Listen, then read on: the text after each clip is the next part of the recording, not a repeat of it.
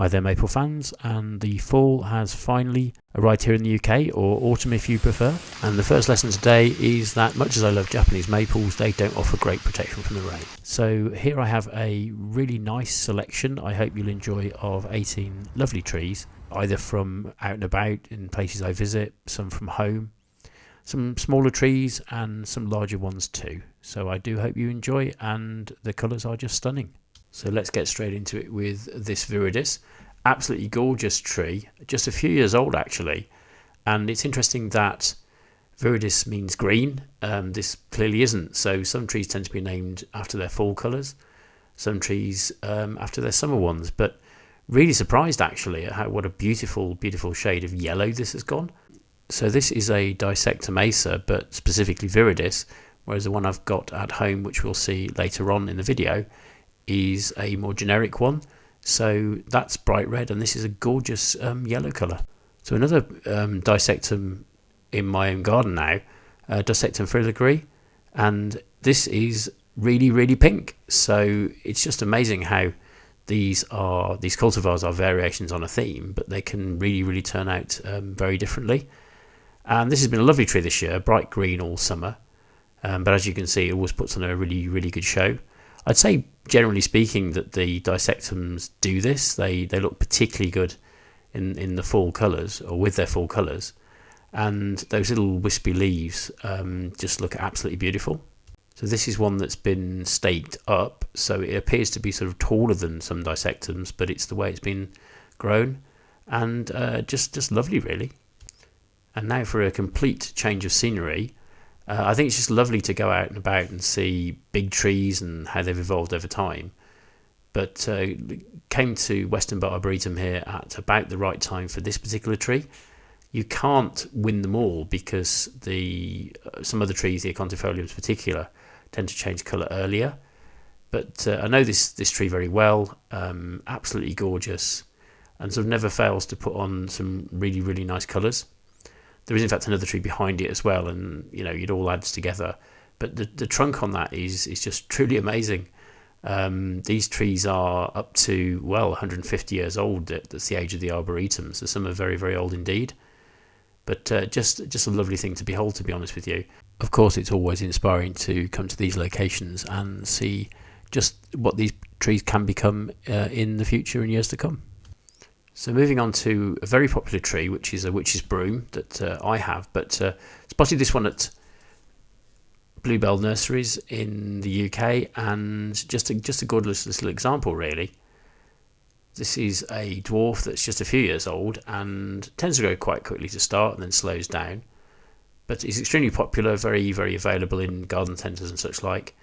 But it's red all year. However, it does put on this lovely, lovely pink show, and a bit of light there on it does really help.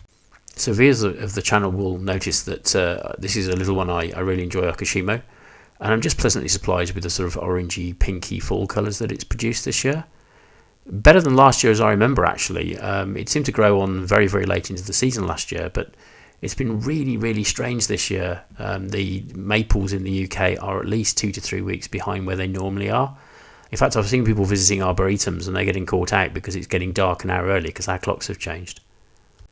It's also meant that as the year's been very, very strange for these trees, the summer's been very, very elongated and been unusually warm, but it has meant that suddenly they've changed colour, the maples, and some of them are sort of going over quite early. As you can see, a lot of leaf fall there. It still looks beautiful, and actually being able to see inside and see the structure of the trees is really nice too.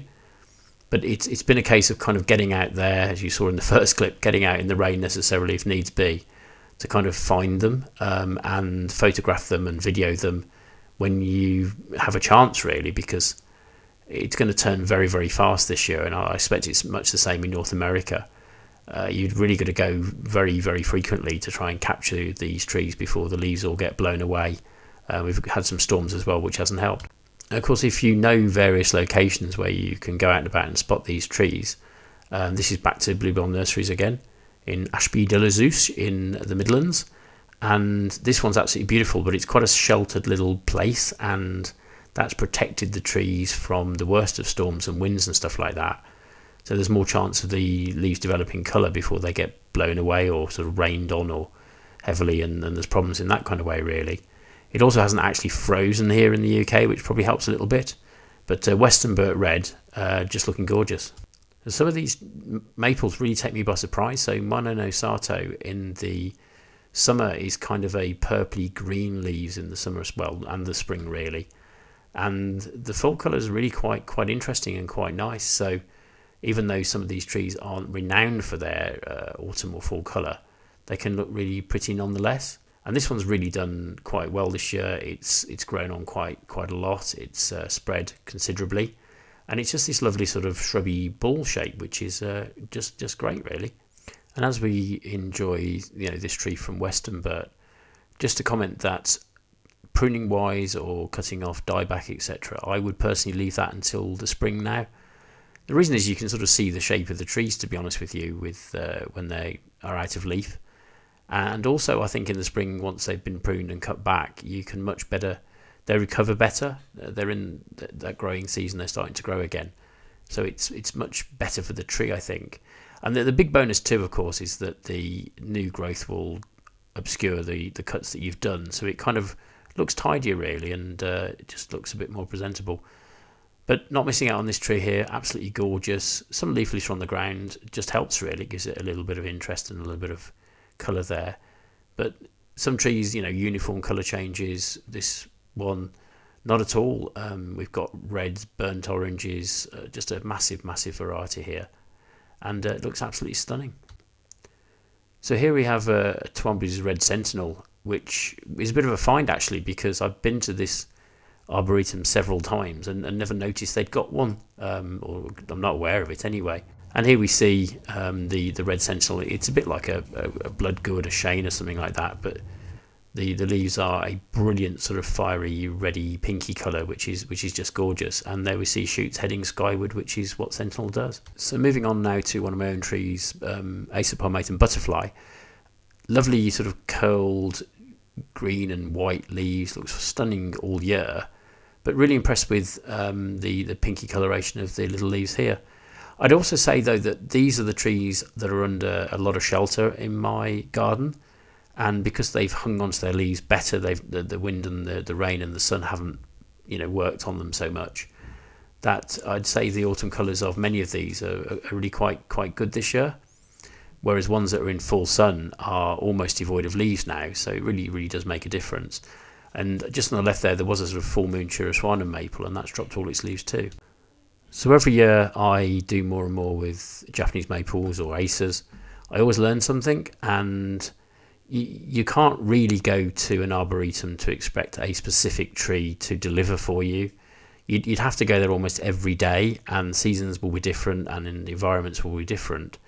So the lesson from Western Burt here is look for your favourite trees, but just walk everything, because this one this year just really stands out as being absolutely beautiful really. Why so many variables, who knows, but ironically it reminds me of watching movies online actually. If you just enjoy the selection that's available, then you'll always be happy, but if you look specific ones, then they often don't have them. So it's just enjoying what's there and looking for something new.